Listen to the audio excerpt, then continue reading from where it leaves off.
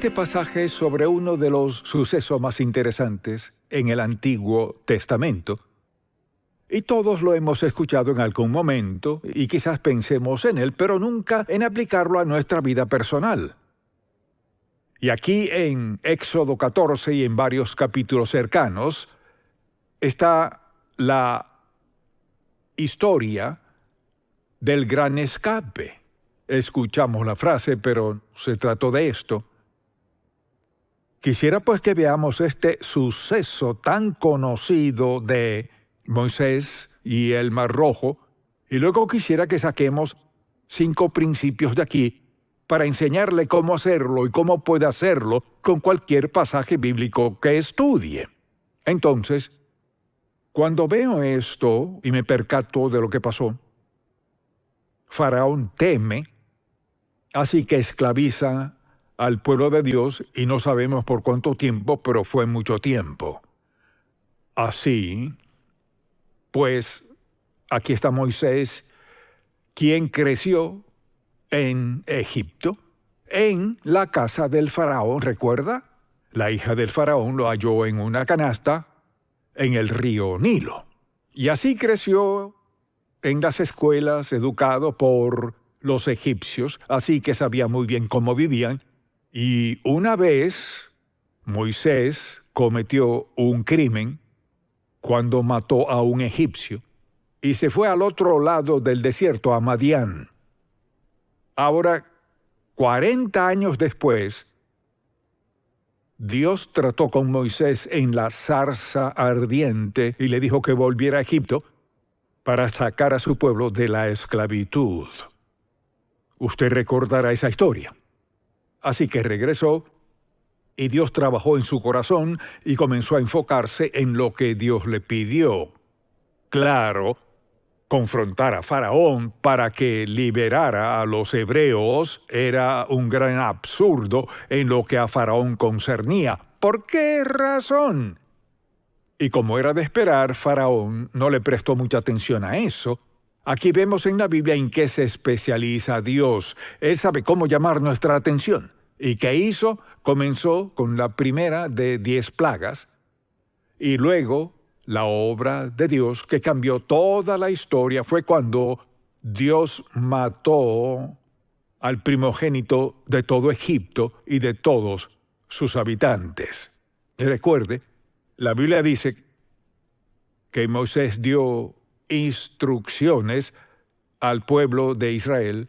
El ángel de la muerte pasará por Egipto y deben poner sangre en el dintel de sus casas. Si no hay sangre, el primogénito morirá esta noche en su familia.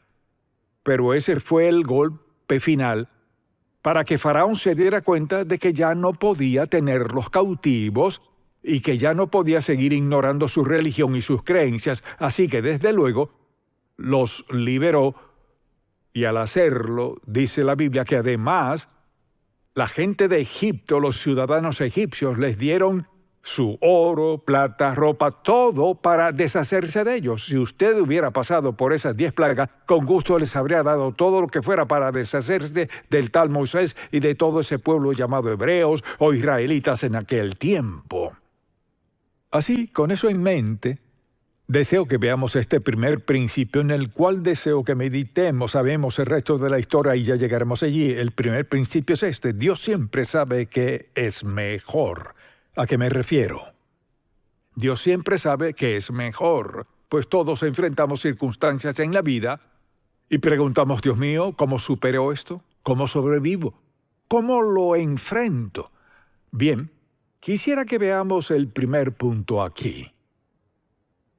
Cuando Faraón por fin dejó ir al pueblo, después de estas 10 plagas, y luego decidió, por ejemplo, que eso fue un error, y mandó a su ejército a atacar a los israelitas y a traerlos de vuelta. Los israelitas quedaron muy vulnerables, rodeados por el desierto de un lado y el mar del otro, y sucedió que Faraón veía todo esto y quedó convencido de que los hebreos se habían quedado atrapados. Estaban en el desierto en el desierto de un lado y el mar del otro, entonces decidió que no toleraría más esto, porque no podía darse el lujo de dejarlos ir. Así que no fue una sorpresa para Dios.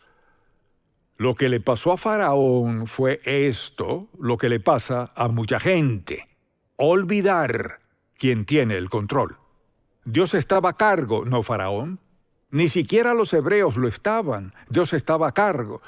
Su propósito era demostrarles a los egipcios que el Dios de los judíos, el Dios de Israel, el Dios de los hebreos, era el único Dios verdadero. Y el segundo principio que deseo que veamos es este: Dios es fiel en sustentar a su pueblo. ¿Qué tenían? No tenían nada y vivían en chozas, eran esclavos, no tenían nada.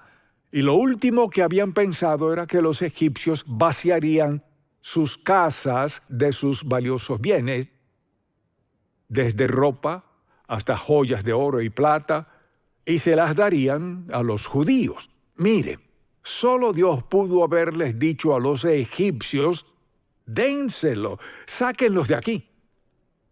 Ahí es cuando se marchan. Y parece que son libres y han sido muy bendecidos por todo este oro, plata y demás bienes egipcios. Lo que me lleva al tercer principio. Dios siempre escuche, Dios siempre está presente para guiar a su pueblo. Es decir, Él no nos dirá que hagamos algo y luego no guiarnos para hacerlo. Si Dios le dice que se mueva o que haga esto, lo que sea, recuerde que Él conoce el principio y el fin. Mire, Dios nunca le dirá que haga algo sin sustentarle para que lo haga, nunca.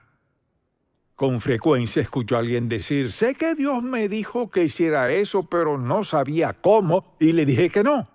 Eso es desastroso, porque si Dios le dice que haga algo, Él es responsable de hacer lo posible en su vida, sea lo que sea. No hay razón válida para desobedecer a Dios diciendo: yo no sabía qué hacer, no entendí. Dios no lo dejó claro. Dios jamás le dirá que haga algo sin dejarlo bien claro. ¿Acaso le dará todas las respuestas a todo lo que usted quiera saber? No. Él no hará eso. Quiere que confiemos en Él. Y bien, al ver este pasaje y mirar cómo ha obrado Dios, esta es su forma de actuar.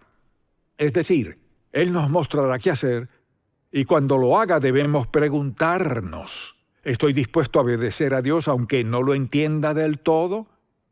No siempre sé qué hacer luego. Solo sé que obedecer a Dios es siempre lo correcto, ya sea que lo entienda o no, lo que siga o no, me duela o no, si complace a alguien o no. Usted no tiene que complacer a nadie más que a Dios. Si eso es cierto, no tenemos que preocuparnos de lo que pasará. Así pues, allí se encontraban en esta región, atrapados, rodeados por el desierto, el ejército de Faraón y el Mar Rojo, y ahora ¿qué iban a hacer con esto? Y esto es lo que pasa. Les dice: alístense para marchar. ¿A dónde vamos? Podemos escuchar que vienen los carros y aquí está el agua. Es más, ya me llegó a los pies. Y tú nos dices que vayamos al mar y veamos a Dios obrar. Ahora, Dios abrió el mar, lo abrió para que el pueblo pudiera pasar. El mandato de Dios es muy importante, pues aquí está el principio. El mandato más sencillo de Dios puede traer consecuencias sorprendentes y poderosas cuando lo obedecemos. Una de las cosas más difíciles cuando enfrentamos dolor y sufrimiento o algún trauma en la vida es que Dios nos diga: no hables, solo confía en mí. Así pues, el mandato más sencillo de Dios a menudo puede ser sorprendente, pero tiene consecuencias poderosas si lo obedecemos. Allí estaban, Pongámonos en su lugar. Con el mar por detrás, los carros de un ejército muy bien preparado para destruirnos se avecinan, ¿qué haríamos? Pues lo mismo que ellos. Primero que todo, dijeron: Moisés, ¿cómo nos metiste en este problema? ¿De qué se trata todo esto? Querían atacarlo. Y en cada ocasión, Dios los movía de cierto modo con la nube, sabían justo a dónde iban, estaban confiando en Él. Y ahora parecía el fin. Mire, cometemos nuestros mayores errores al ver nuestras circunstancias con nuestros ojos, destrezas y talentos, nuestras circunstancias, la situación, y no vemos primero a Dios. La pregunta es, ¿confiaré en Dios en esta situación aunque nunca antes la haya experimentado?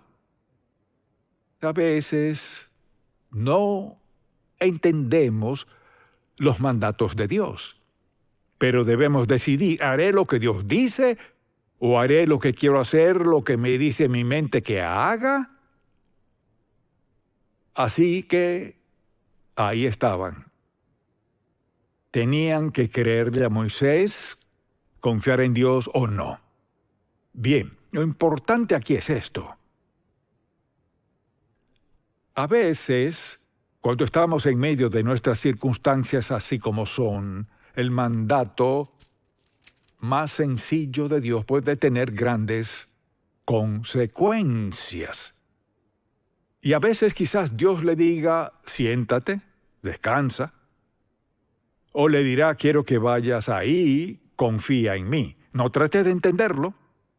Moisés levantó sus brazos con la vara en su mano y algo comenzó a pasar. El mar comenzó a abrirse y el pueblo comenzó a marchar, y antes de que terminara todo, mientras aún era oscuro, la Biblia dice que Dios salvó a su pueblo. Salieron de una situación agobiante. Seguro que eso les llevó toda la noche. Eran más o menos 2 millones.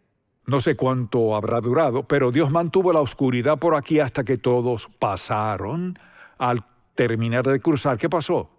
Luego llegó la luz y como resultado, la Biblia dice que Faraón los atacó. ¿Y qué hizo? Dios cumplió lo que era uno de sus objetivos principales desde el comienzo. Los carros se abalanzaron sobre los hebreos. Entonces, cuando varios se metieron en lo que era agua, ya sabe lo que pasó. Moisés habló otra vez, se cerraron con fuerza las aguas y los destruyeron a todos en el Mar Rojo. De modo que el principio aquí es este. No busquemos a quien culpar por nuestras circunstancias, busquemos la ayuda de Dios. Continuamente culpaban a Moisés por esto, aquello y lo otro. Y siempre es más fácil culpar a alguien más cuando algo no nos sale bien. Pero pensemos en esto. ¿No es cierto que en cualquier circunstancia en que estemos, mire, si estamos en su voluntad, Dios es el responsable de ayudarnos a superarla? Y lo interesante es que buscamos a alguien a quien culpar. Sin embargo, al pensar en eso y también en cómo obró Dios en la vida de Moisés y todos los profetas, lo que le dijo a Isaías en Isaías 41, de mis pasajes favoritos, le dijo en el versículo 9, mi siervo eres tú, te escogí y no te deseché. Escuche, no temas, yo estoy contigo. No desmayes porque yo soy tu Dios. Que te esfuerzo, siempre te ayudaré. Siempre te sustentaré con la diestra de mi justicia. He aquí que todos los que se enojan contra ti serán avergonzados y confundidos, serán como nada y perecerán los que contiendan contigo. Buscarás a los que tienen contienda contigo y no los hallarás. Serán como nada, como cosa que no es. Porque yo, Jehová, soy tu Dios, y quien te sostiene de tu mano derecha y te dice, no temas, yo te ayudo. Increíble pasaje. No temas, yo estoy contigo. Lo sabio es buscar a Dios. Busque la ayuda de Dios. Él es el único que puede ayudarnos en nuestras circunstancias. Ya sabe dónde está en su vida hoy. Si enfrenta algo que es muy difícil, recuerde esto, no es muy difícil para Dios. Él sabe dónde está usted. Está para ayudarle. Nunca se queda sin lo necesario para ayudarle. Y Dios quiere que confíe en Él paso a paso en lo que sea que enfrente. Siempre saldrá adelante. No a veces, siempre saldrá adelante, con tan solo confiar en Él. Todos hemos pasado dificultades y pasaremos por adversidades. La pregunta es, ¿qué hace usted cuando el mundo se le viene encima? Confíe en Él. Dependa de Él. Crea en Él. Espere en Él. Si ellos hubieran intentado pelear, habría sido un desastre total. Dios, fíjese, a veces en ciertas situaciones intentamos salir a la fuerza, se agudizan. Lo mejor es rendir nuestra vida a Dios y decir, Señor, no sé qué hacer, pero confiaré en ti, porque dijiste que no me desampararás ni me dejarás. Amén. Amén. Padre, te amamos, alabamos y agradecemos por estas no solo historias, sino grandes dramas de tu palabra que nos recuerdan dónde estamos, dónde podremos estar y lo que harás donde estemos. Te pido por alguien aquí que aún no te ha aceptado como Salvador, que recuerde que sin ti no hay esperanza ni ayuda verdadera. Confiamos en ti. Te agradecemos, gracias por preservar este suceso y ponerlo en papel y tinta para que lo leamos siglos después, escuchemos la verdad, la entendamos, la apliquemos al corazón y andemos en ella. En el nombre de Jesús. Amén.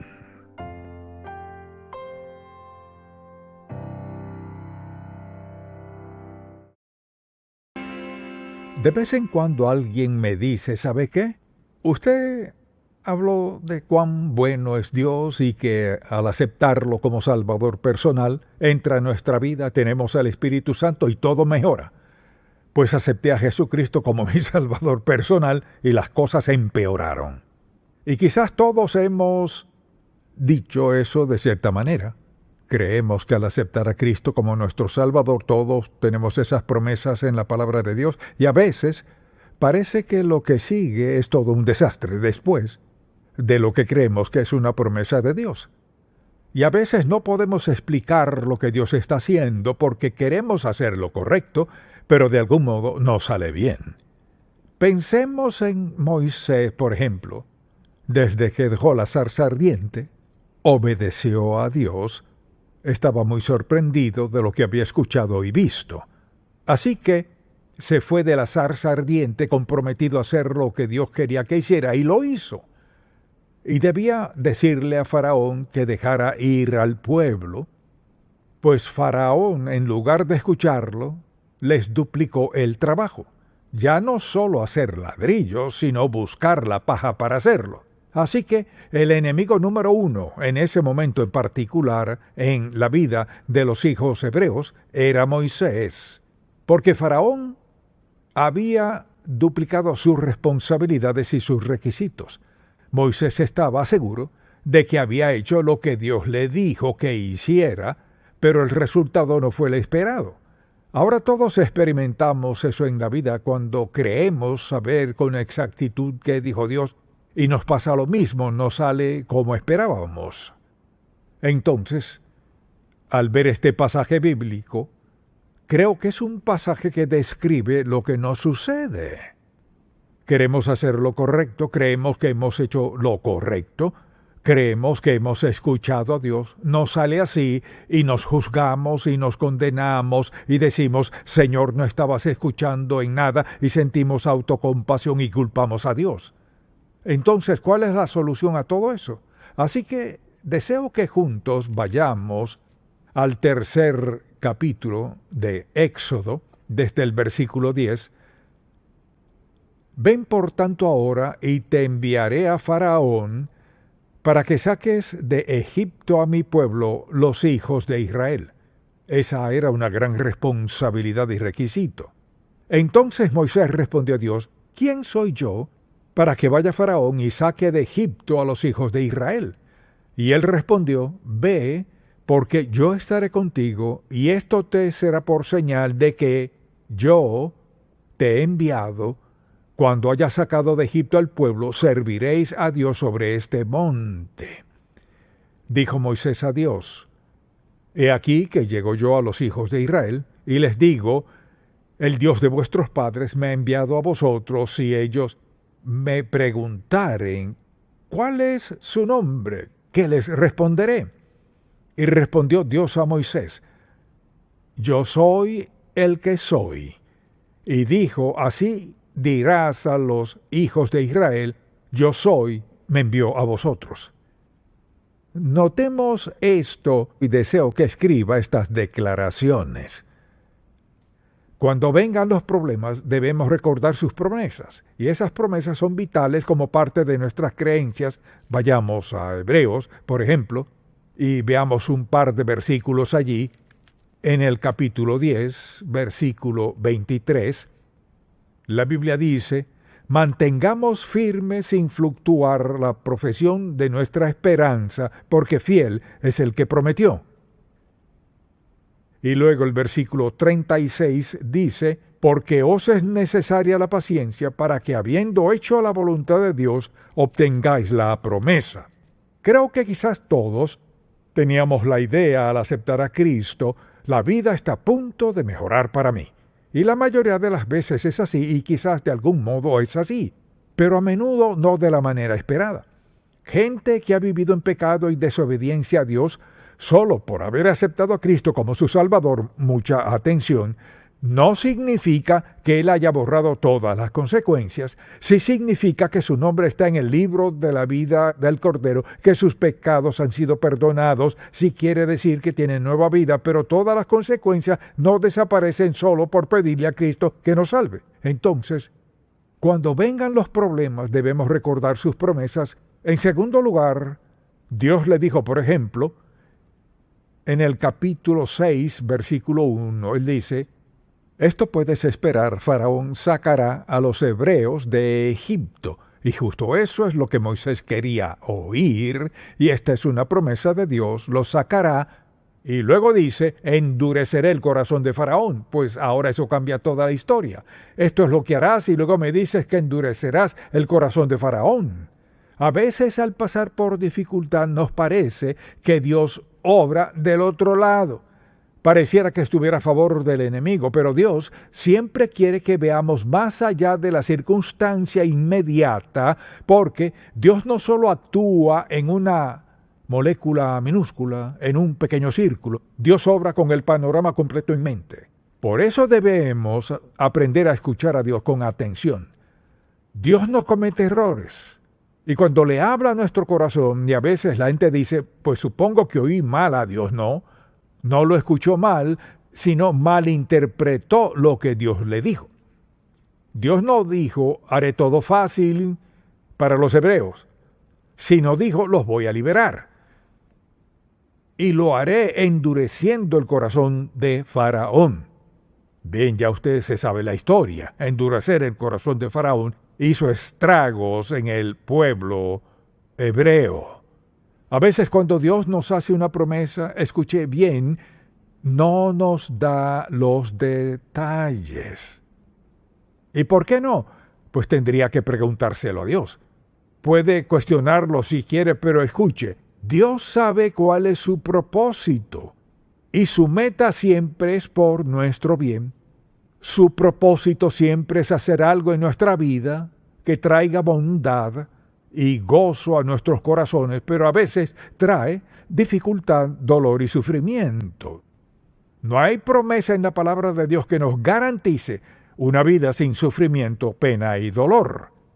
Entonces debemos recordar con quién estamos tratando, con Dios, quien nos ama incondicionalmente, nos salva de nuestro pecado, no nos desamparará y contesta nuestras oraciones, pero no promete salvarnos de todo sufrimiento, pesar, ni incluso de muerte.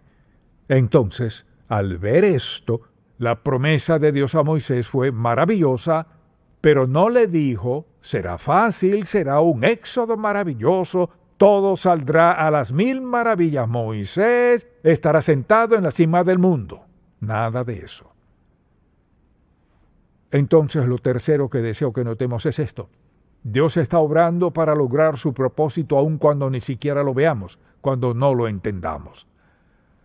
Y en Éxodo capítulo 7, versículo 5, dice: y sabrán los egipcios que yo soy Jehová, cuando extienda mi mano sobre Egipto y saque a los hijos de Israel de en medio de ellos.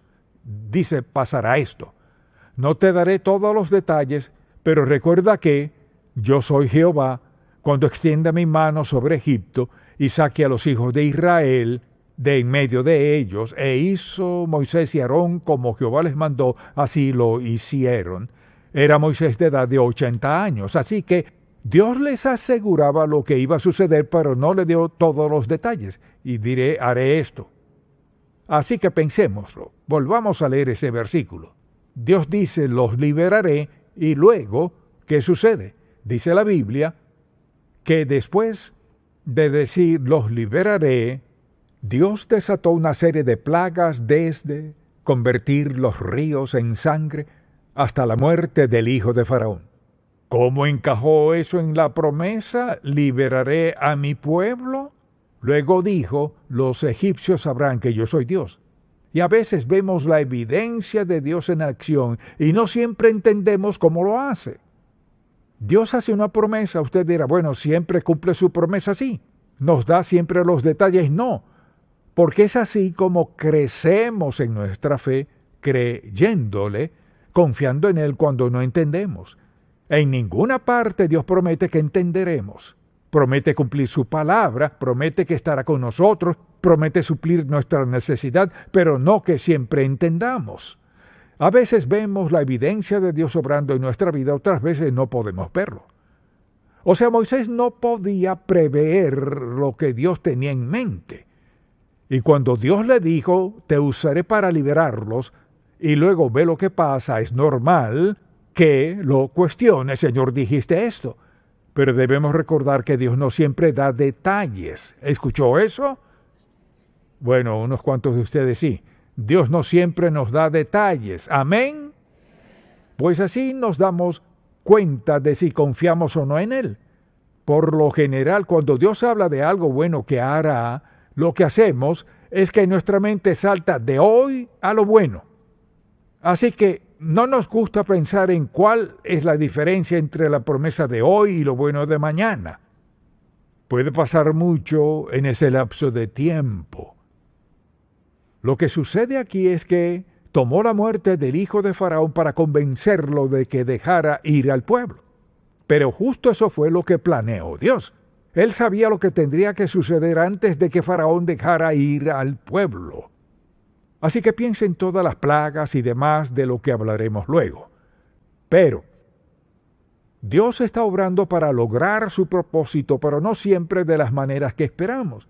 Entonces, lo cuarto que deseo que apunte en todo esto es, debo confiar en que Dios cumplirá su promesa. Nuestra responsabilidad no es entenderlo todo, sino confiar en que Dios cumplirá su promesa. Ese es un requisito. Fíate de Jehová de todo tu corazón. Y no te apoyes en tu propia prudencia. Reconócelo en todos sus caminos y Él enderezará tus veredas. Así que mientras más difíciles sean nuestras circunstancias, más grande será nuestra lucha. Y en algunas luchas que enfrentamos, lo único que tenemos es su palabra, la palabra viva de Dios, la Biblia. Y lo que Dios le dijo a Moisés y lo que tenemos hoy en las Sagradas Escrituras es lo mismo. Es el mismo Dios que le dio esta promesa a Moisés, quien nos hace promesas a nosotros. Entonces, Dios le habló a Moisés y esperaba que Moisés obedeciera lo que él dijo. Luego estaban todos esos hebreos que tenían muchas razones para dudar, primero que todo, ¿por cuál autoridad nos dices esto? ¿Y cómo sabes que Faraón responderá? Tenían muchas preguntas. Así que Moisés estaba en una situación difícil. Mucha atención, porque a veces nos encontramos en la misma situación. Entonces, ¿qué tenía Moisés? Mucha atención. Lo único que tenía era esto: estaré contigo. Estaré contigo. Dios le dijo muchas cosas, pero lo único que tenía era estaré contigo. Deseo que pensemos en esto. Eso es lo único que tenemos. Todo lo demás podríamos perderlo en un segundo. Todos nuestros planes podrían fallar. Nuestras posesiones podrían quemarse o estrellarse o lo que sea. No tenemos garantía de nada como creyentes, sino la presencia, el poder, el amor de Dios Todopoderoso. Solo tenemos eso. Y pienso en la gente que pasa la vida invirtiendo en esto y aquello, acumulando, acumulando y acumulando, y lo que hacen es negar esto. Tratan de obtener más seguridad. Mire, la seguridad no se encuentra en la bolsa de valores, ni en los centros comerciales, en ninguno de estos sitios. La seguridad solo se halla en la presencia del Dios vivo. Solo eso tenía Moisés. Cuando fue a ver a Faraón, lo único que tenía, y piensa en esto, a este mismo Moisés lo sacaron de Egipto 40 años antes. Habían pasado 40 años, era otro Faraón, no lo conocía salvo lo que sabían de él, y Moisés volvió, cruzó el desierto a decirle a Faraón: debes dejar ir a los hebreos, pues eso era un chiste. O sea, piénselo. Vienes aquí con una vara de pastor de ovejas a decirme que libere a 2 millones de esclavos que están construyendo todos mis monumentos, ¿y crees que voy a escuchar eso? Como era de esperar, no le creyó, así que deseo que apunte esto. Número 5. Debemos recordar que Dios es el soberano del universo y todo está en su poder. Y mi versículo favorito es en el Salmo 103.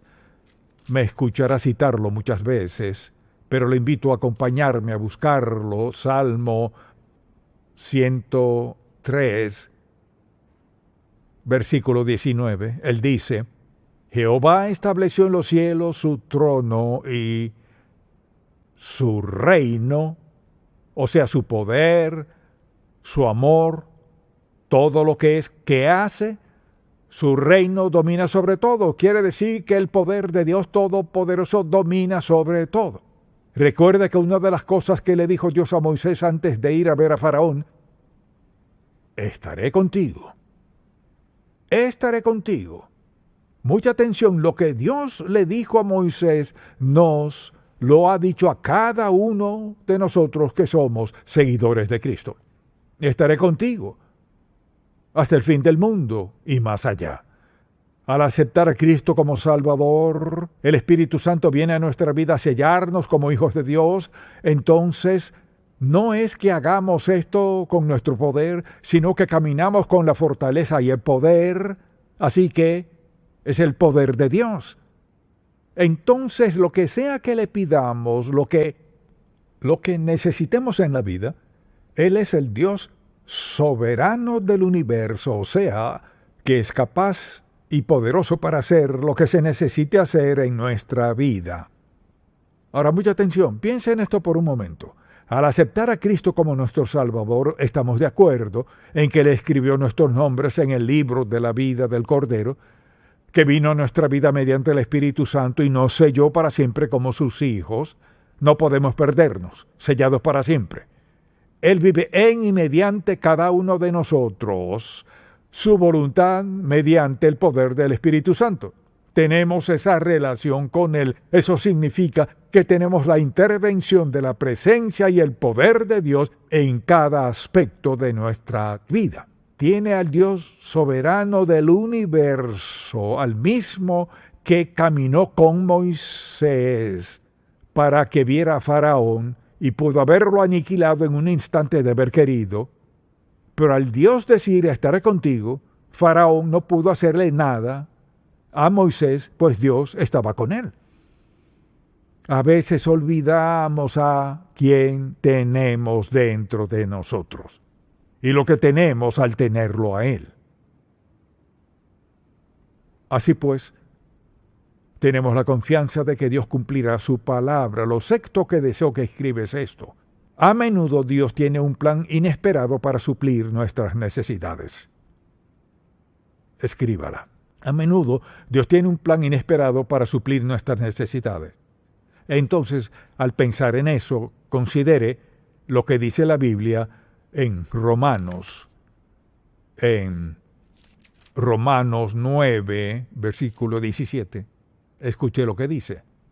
Porque la Escritura dice a Faraón, para esto mismo, mucha atención, para esto mismo te he levantado, para mostrar en ti mi poder, y para que mi nombre sea anunciado por toda la tierra. Entonces, si alguien dice, explique todo eso en Éxodo. Ese es el versículo, veámoslo. Porque la Escritura dice a Faraón, para esto mismo te he levantado, para mostrar en ti mi poder, y para que mi nombre sea anunciado por toda la tierra, en el pasado y ahora. Vea a estos dos hombres. Allí estaba Faraón, que reinaba sobre todo, 2 millones de esclavos judíos. Él se creía que era alguien, pero Dios dijo, le mostraré quién soy yo. ¿Y qué hizo? En un acto se llevó a su hijo. Fue lo necesario para convencer a Faraón de que Dios es Dios. ¿Y por qué hizo Dios todo eso? Esto fue lo que hizo Dios. Estaba demostrando su gran poder contra quien era la persona más poderosa en la tierra en aquel entonces. Así pues, Dios no anda haciendo esto, aquello y lo otro. Dios siempre tiene una razón, una meta y un propósito. Y una de las razones por las que permite que pasemos por dificultad, dolor, rechazo y todo lo demás, es para enseñarnos a confiar en Él, para enseñarnos que en los momentos más duros y más dolorosos, Dios está haciendo algo bueno en nuestra vida. Quizás al preguntarle a un hebreo en aquel tiempo, cuando venían las plagas y pasaba todo eso a su alrededor, ¿es Dios bueno? Ellos no entendían por completo todo lo que pasaba. Moisés sabía lo que estaba sucediendo, porque ¿qué tenía Dios en mente? ¿Qué hizo Dios? No los dejó ir y ya. Al irse, dice la Biblia que saquearon a los egipcios. O sea, se llevaron sus riquezas. Y a veces no podemos ver lo que Dios está haciendo. Y la última declaración es esta. Dios nunca llega tarde con su liberación. Nunca tarde. Quizás oremos por mucho tiempo por algo. Tal vez pasemos por dificultad, pesar, lo que sea, pero Dios nunca llega tarde con su liberación. Tal vez sea tarde según nuestra agenda, no la suya. Los hebreos, mire, esperaron 400 años. Usted dirá, pues eso me suena a demora, no en la mente de Dios. Pues la pregunta es, ¿cuál es el propósito de Dios? Mucha atención. Estaba demostrándole a la nación de Israel, o sea, a los hebreos, demostrándoles algo que nunca olvidarían. Les diría a sus hijos, a los hijos de sus hijos, hasta el siglo XXI y más adelante hasta que Cristo vuelva, que el Dios de los hebreos es el único Dios, Jehová, y que Él es el soberano del universo. Ese es el Dios en quien creemos y a quien servimos, y por eso podemos cantar y alabar a Dios y no avergonzarnos de que creemos en Él en toda circunstancia de la vida. Entonces, si recuerda, cuando vengan los problemas, confiamos en Dios. No tratamos de descifrarlos. Dios nos ha dado todas estas promesas en la Biblia. La pregunta es, ¿creemos lo que Él nos ha dado en blanco y negro? No te dejaré ni te desampararé. Estaré contigo pase lo que pase. Nada te faltará, te llevaré en la tempestad y tienes seguridad eterna.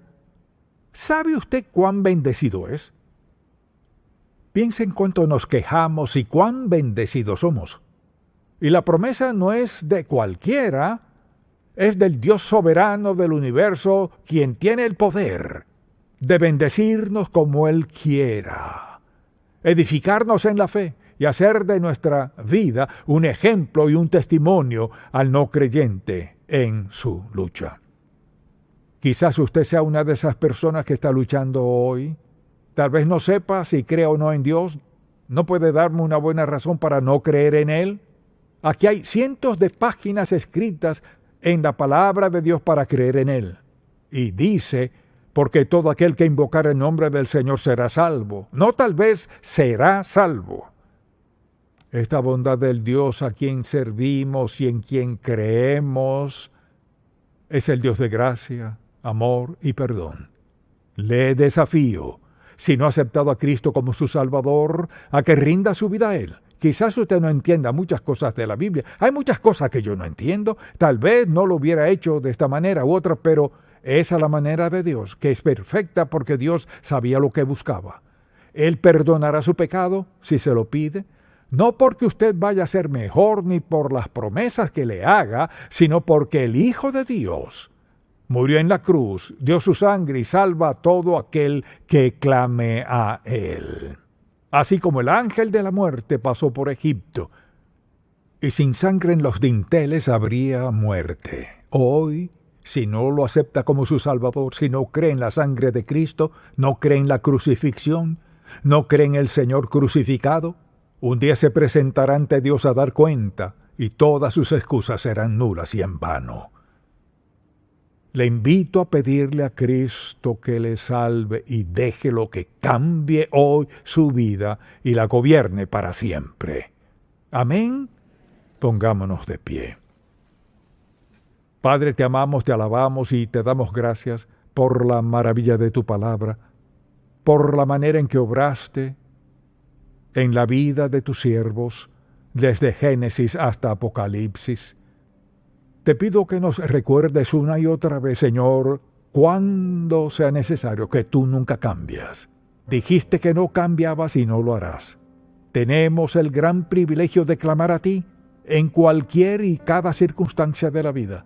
No tienes un oído sordo a tus hijos. Te damos gracias, te bendecimos y te alabamos hoy, porque tenemos el privilegio de clamar a ti y la seguridad de que nos escucharás. En el nombre de Jesús. Amén.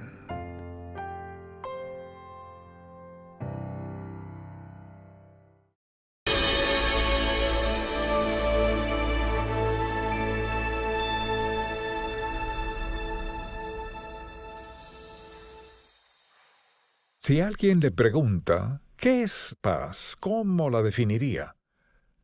Paz es más que una palabra. Es más que una idea, más que un sentimiento. La paz es un gran don de Dios que Él da a todo el que esté dispuesto a rendir su vida a Él y andar en sus caminos. Le pregunto, ¿tiene paz en su corazón? Puede decir con franqueza que tiene paz en su corazón o enfrenta conflictos. ¿Conflictos en cuanto a qué? Conflicto por muchas cosas. Así que preste mucha atención. Le daré 8 afirmaciones. Querrá que sean ciertas en su vida, porque Dios provee la idoneidad para que lo sean. Así que espero que las escriba. Cada una es importante. Si quiere paz verdadera en su vida, pase lo que pase, escríbalas, aplíquelas en su vida. Dirá, ¿qué quiere decir con eso? O sea, practíquelas. ¿Qué dice? Al practicar la verdad adquirimos lo que da la práctica, o sea, un gran sentido de paz. O tenemos paz, o tenemos que enfrentar conflictos. Si no tenemos paz, tenemos conflicto. Así que es muy importante escribirlas desde la primera. Le daré estas afirmaciones. Experimentamos la presencia y la paz absoluta de Dios al poner nuestra fe en Cristo como nuestro Salvador personal. Esto resuelve, de una vez y para siempre, dónde pasaremos la eternidad. Esa es una pregunta que todos debemos encarar. ¿Dónde pasaré la eternidad? Todos moriremos y todos enfrentaremos el juicio. ¿Tiene paz en su corazón en cuanto a su relación con Dios? Y no tiene que pensar en lo que sucederá cuando muera. Mucha gente vive años preguntándose, a sabiendas que no están bien con Dios, se preguntan qué pasará el día que mueran. La manera de resolver eso es pedirle a Dios que perdone sus pecados, entregar su vida a Él, rendirse a Él y decirle, Señor, quiero que me dé sentido de propósito en mi vida. Comenzando con el perdón de mis pecados, te entrego mi vida como mi Salvador y Señor. Necesito un propósito, Señor, un propósito divino. Necesito un sentido de seguridad en mi vida. Quiero caminar contigo para ver a dónde me llevas. Entonces, la primera afirmación, poner nuestra fe en Cristo como nuestro Salvador personal, resuelve de una vez y para siempre dónde pasaremos la eternidad. ¿Sabe dónde pasará la eternidad si Dios le llama a su presencia hoy? La segunda afirmación es esta. Al creer que Dios tiene el control soberano de todo, lo que nos incluye personalmente, creer eso, quita cualquier temor y ansiedad por nuestra seguridad personal. O sea, cuando creemos la verdad, que Dios tiene el control. Pues dice la Biblia que Dios tiene el control de todo. Salmo 103, 19. Su reino domina sobre todos. Cuando creemos que eso es cierto, podemos tener paz. Pero si no lo creemos, sabemos que más nadie está al mando y nosotros no estamos al mando. Entonces tenemos que preguntarnos, ¿me preocupa dónde pasaré la eternidad? Puede resolver eso y tener paz al respecto. ¿Está seguro de que sabe quién tiene el control? Si lo sabe, si ha resuelto ese asunto, no tiene que preocuparse al respecto. Quizás diga, pues no puedo controlar lo que haga el mundo, no. Pero ¿cree que Dios tiene el control de su vida? Él dice que tiene dominio sobre todo. Usted dirá, ¿por qué permite que pasen ciertas cosas? No sé por qué permite que sucedan ciertas cosas, pero sé esto, que cuando dice su reino domina sobre todos, domina sobre todo. Y a menudo lo que cuestionamos en lo personal, tarde o temprano vemos lo que Dios estaba haciendo, no siempre, pero a menudo es así. Entonces le pregunto, si Dios no tiene el control de su vida, ¿quién lo tiene? ¿Usted lo tiene? En verdad no, no en el mundo donde vivimos. Pero Él dice que su reino domina sobre todo. O causa que las cosas sucedan, o las permite, o evita que ocurran. Pero en su caso, ¿cree que ha entregado su vida a Dios y por tanto Él tiene el control de su vida? Si cree que Dios tiene el control de su vida, tiene derecho a estar tranquilo al respecto y a tener paz. Pues lo que sea que Dios permita es por nuestro bien. Dice que a los que aman a Dios todas las cosas les ayudan a bien, a los que conforme a su propósito son llamados. O sea, Dios tiene el control de todo. Si alguien decide vivir en desobediencia ante Dios, Él lo permitirá. Se cruzará de brazos, no mandará suficientes avisos, penas, suficientes cargas, problemas, pruebas para captar la atención de la persona. Se ignoran sus intentos por captar su atención para darles paz, sufrirán las consecuencias.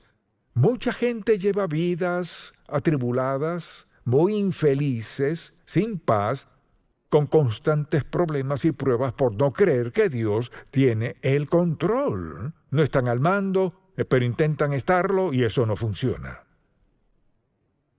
La tercera,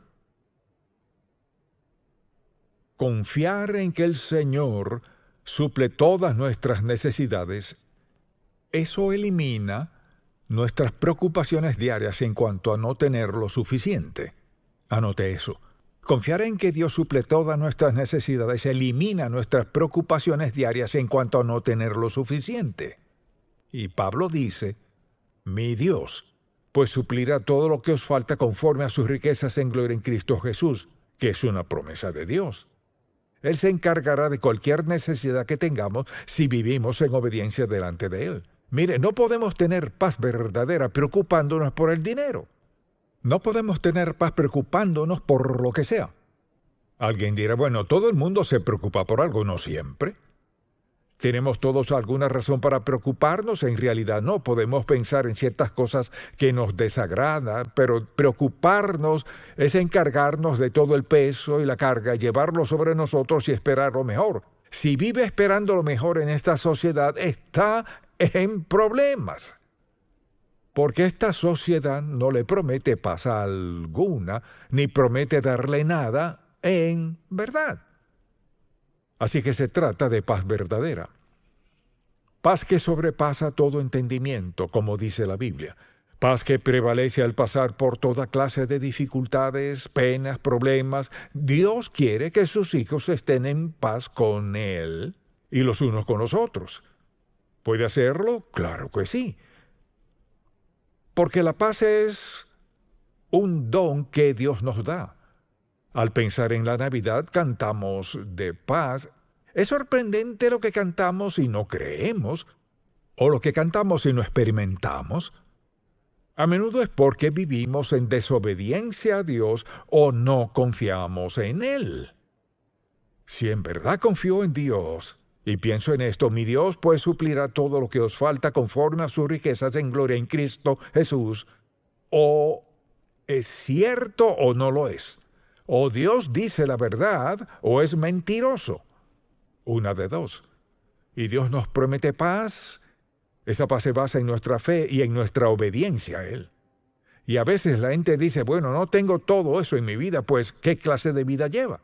No puede tener una vida impía y desobediente y esperar que lo mejor de las bendiciones de Dios fluyan en su camino. No funciona así.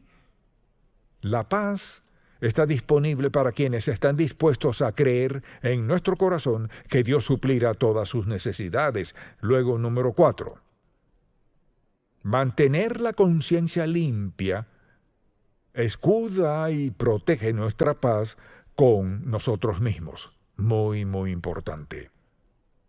Pablo habló de tener una conciencia buena, limpia. Cuando es así, nos protegerá y guardará nuestra paz. Entonces pregúntese, ¿tengo la conciencia limpia? Mire, o la tengo o no. Y se libra una batalla en la vida de quienes viven en desobediencia a Dios. Y Dios quiere que tengamos paz en nuestros corazones. Eso nos ha provisto. Dijo, mi paz os doy, yo no os la doy, como el mundo la da, no se turbe vuestro corazón ni tenga miedo. Entonces le pregunto, cuando no tiene paz, cuando está nervioso y molesto por algo, cuando tiene dificultad con su conciencia, por ejemplo, y no sabe lo que sucede, ¿qué hace? Mire, solo tiene dos opciones. O acude a la verdadera, que es Cristo, o la que da el mundo a cambio. Y el mundo no puede sustituir la paz de Dios Todopoderoso en su vida. Entonces, ¿tiene usted paz? Quede su conciencia. ¿Hay algo en su vida que debe confrontar algo que sigue resurgiendo, de lo cual dice, olvídalo? Pasa esto. Al principio piensa, lo olvidaré.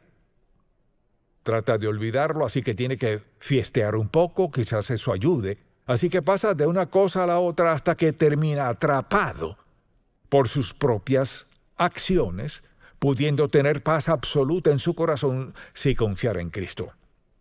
Veamos la siguiente afirmación. Número 5. Aceptarnos como Dios nos creó nos protege de que tratemos de cambiar algo que está fuera de nuestro control. Quizás diga, pues yo no hago eso. Y recuerdo en 1 Corintios 12, Pablo habló de los dones espirituales, etcétera, qué diferentes somos. Y como Dios nos ha dado a todos dones distintos, al aceptarlo como Salvador, el Espíritu Santo viene a nuestra vida y nos permite usar los dones que Dios nos ha dado de manera provechosa.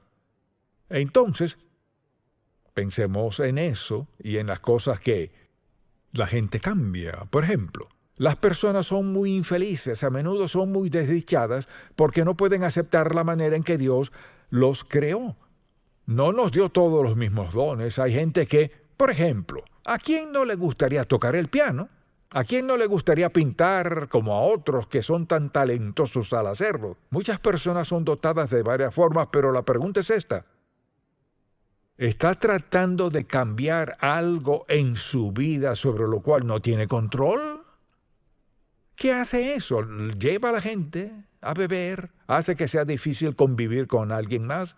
¿Lleva a la gente a hacer cosas indebidas? ¿Lleva a relaciones indebidas por estar muy inconformes con la forma en que Dios les creó? Piensan, si cambio esto, entonces cambiará. Si cambio esto en mí, alguien me amará. Si cambio esto en mí, creerán que me va bien. Cambian. Hay cosas que Dios no quiere que cambien. Ahora, creo en lucir, hacer y ser lo mejor que uno pueda. Eso no siempre es posible, pero al menos debemos intentarlo. Representamos a Cristo, luzcamos, hagamos o seamos lo mejor posible. No podemos lucir como otros, ser como otros, vestir como otros en el caso que sea, pero Dios quiere que estemos satisfechos con Él, con lo que ha hecho y lo que está haciendo en nuestra vida. Dios nos ha creado tal y como somos por la razón de la cual nos creó y quiere que seamos felices y que tengamos paz. Eso no significa que no tendremos problemas, penas, porque hacernos crecer es parte del proceso. Edificarnos, enseñarnos a ser obedientes. Todos cometemos errores, pecamos contra Dios. ¿Y qué hace Él con paciencia? Nos perdona y nos dirige por el buen camino. Pero si no escuchamos la corrección de Dios y actuamos a nuestra manera, no tendremos paz alguna. Así que Él nos da diversos dones espirituales. Por ejemplo, a algunos les gustaría ser grandes artistas, como decimos, o grandes emprendedores. Mucha gente tiene ideas de toda índole. Pero ¿cuál es la pregunta? Señor, ¿qué planeaste para mí? Me pregunto si hay quienes temen contestar esa pregunta. Señor, ¿qué querías para mí? ¿Qué planeaste para mí? Si queremos tener paz, tenemos que estar de acuerdo con Dios en lo que Él escoja es la mejor idea. Ahora, número 6. Tener un sentido de propósito en la vida nos protege de la plaga del vacío. Y mucha gente se siente muy vacía. Me encanta lo que dijo Pablo, porque somos hechura suya.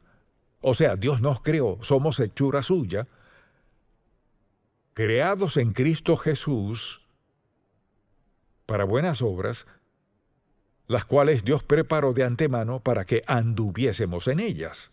O sea, Dios está muy involucrado en nuestra vida.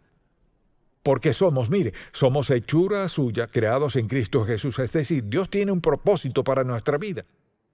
Entonces, al pensar en eso, y en toda esa idea de sentirse vacío, hay mucha gente que se siente vacía. No pueden decir por qué, solo saben que son infelices, se sienten vacíos. Por eso van al mundo para tratar de llenar ese vacío, un trago de esto, de aquello, ella, él, lo que sea, tratando de llenar el vacío. Hay una sola cosa, llena el corazón de quien sea, y es la presencia de Cristo y la expresión de su vida en nosotros y mediante nosotros. Eso es lo que trae a nuestra vida seguridad absoluta y eso es lo que nos da un sentido de plenitud. La Biblia habla de la llenura del Espíritu Santo, no del vacío. ¿Diría usted que se siente vacío por algo? ¿Se siente vacío por sus días? ¿Por el empleo que tiene? ¿Por sus hijos? ¿Hace falta algo en su mente? ¿O tiene una relación con Cristo y pone su mirada en Él para que llene su vacío? Usted dirá, pues, ¿cómo llena mi vacío? Le diré cómo.